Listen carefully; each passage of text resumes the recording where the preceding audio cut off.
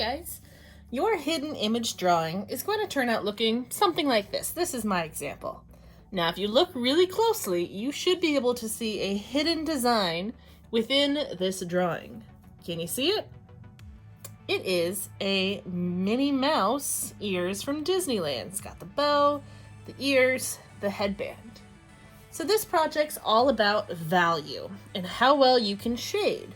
And you notice it's kind of split up into a bunch of sections, and we shade on it going from dark to light or light to dark, going all different directions with it, and it creates this really cool hidden image for when you're all done.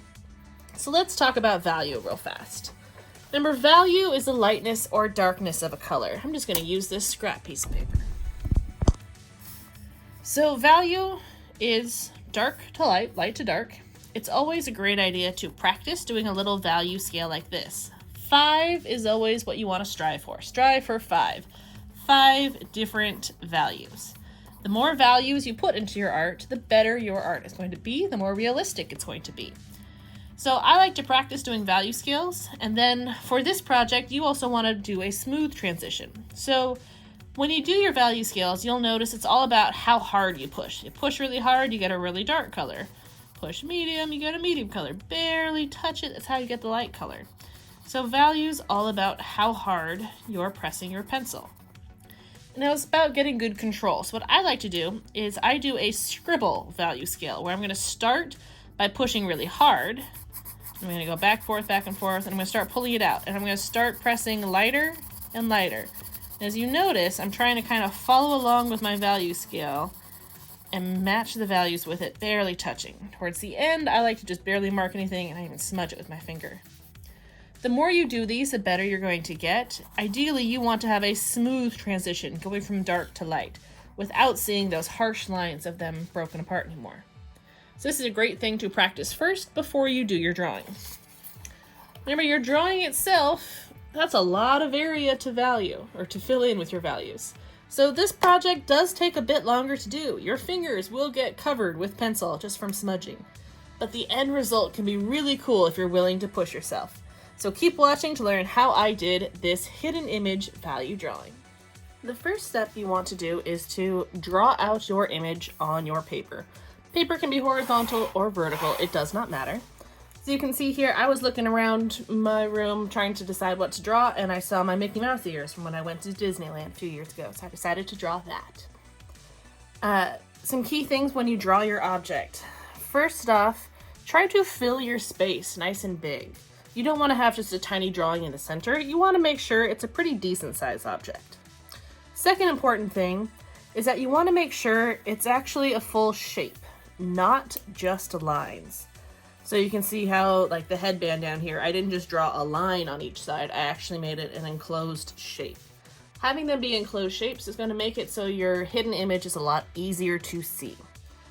Your hidden image can be whatever you want it to be. It could even be bubble letters and full words or sentences. It can be things that you like, things that you like to do, sports, hobbies. It could be something for your family. It could be people, places. It does not matter what your object is, as long as it fills the space nice and big and that it's a shape. So it's an enclosed shape, not just lines. Now, I made my lines a little bit darker so you guys can see. I recommend keeping your lines a little lighter in the beginning, but make sure you have it all drawn out and all your extra lines are erased. Okay. Other big thing, you don't want to have any super small details because those tend to get lost. So, let's say for instance, my Minnie Mouse ears is a sequin one, so I could draw all the little circles. But that detail would be much too small for our final product, so I did not include those. Okay, so keep your design fairly basic. Think of just an object. Next thing we need to do is to split up our paper. So we want to draw a bunch of random lines, splitting up this paper into lots of little sections. You could do it with a ruler, straight edge, or you could just freehand and draw your lines. They could be straight, they could be curved, it does not matter. I think I'm going to go with straight lines. Now these lines are even going to go over my drawing. I'm going to completely cut up this page, going all different angles, mixing it up. I'll keep going. I'll show you when it's finished. All right, I've split it up into lots of little sections. You notice it goes over the top of my drawing and the background. My lines extend all the way off. Some sections are a little bit bigger, some are a little smaller. I'd recommend don't let any sections get super small. Don't overdo it with too many lines. That's going to make your next step really hard. The next step is to make little mini value scales throughout the entire thing. So let's zoom into one little section and I'll show you what I'm talking about. All right, so I've zoomed in on my image. This is the bow, this is the left ear.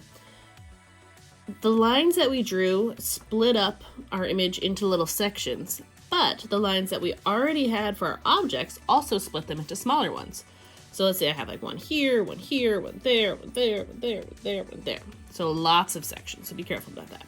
What we're going to do is you're going to use a pencil. I recommend actually using a wooden pencil for this, not a mechanical. Wooden pencils are going to be a lot easier for shading. If you want an extra challenge, you could do this with colored pencil as well. But we're going to take one section. So I'm going to look at just this little section right here. And I'm going to create a little value scale inside of it. So that means this side is going to be as dark as I could possibly get. This side's going to be as light as I can get. And I'm going to fill the whole thing. And I'm going to blend my colors together.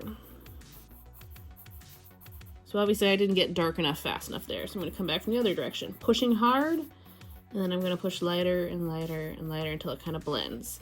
And I want to make sure I fill in all the way the entire section. Trying to really emphasize those values. So I'm going to push really hard in the dark corner to make sure this is as dark as I can get it. The more extreme your values are from dark to light, the better it's going to be. Depending on your pencil, you could also use your finger and smudge it a little bit to try to blend your values back together. Mine doesn't make very light values very easy, so I'm even take my eraser and kind of lighten up my light corner a little more, just so it's not quite so dark. Even more. The corner can even be pretty much all the way white. I want it that light in the corner. So we can see how it goes from dark to light. Now we're going to do this in every single section for the entire paper. But what's key here is when sections are touching each other, you want the value scales to be opposite. So if I look at this section here, I don't want to put my dark side here because then the two little sections are just going to blend together. I have to make my dark side down here and my light side up here, like this.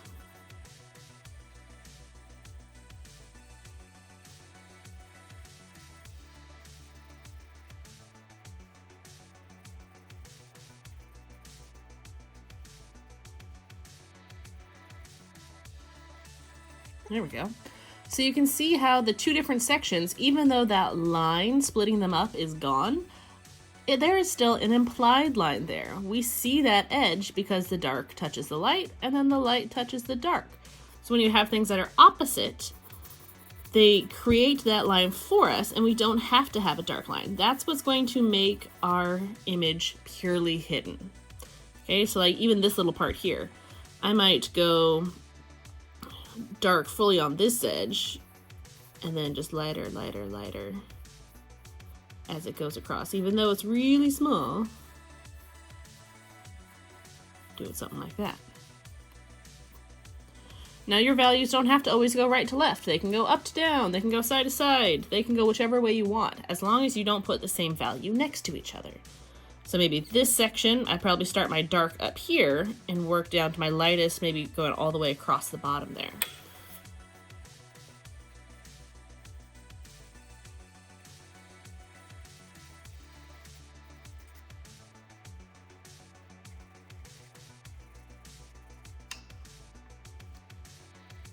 So you see how that's working? I'm going to continue doing my entire thing. I'll do a little time lapse so you can see a little bit more, and then I'll just speed through and show you the very end product.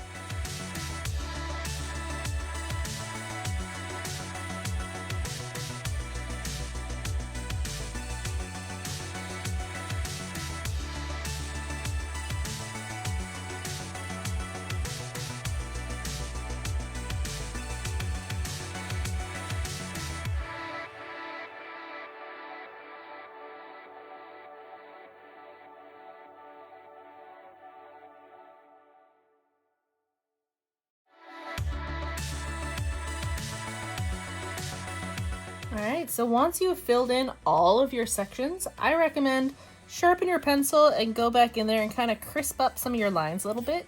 You don't want to have harsh lines. It should just be where one value meets another value. So I really recommend at the very end, take a second, clean up your lines. Maybe if you notice some places get too dark or they look too similar, use your eraser.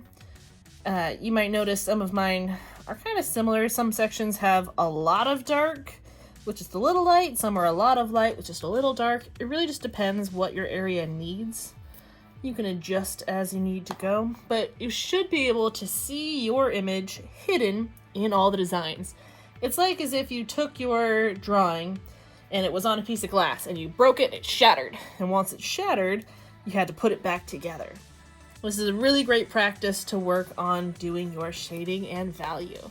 So try out something different, create your own design, split it up into sections, and then put in a bunch of value scales, making sure a dark is always touching a light, not another dark. Can't wait to see what you come up with.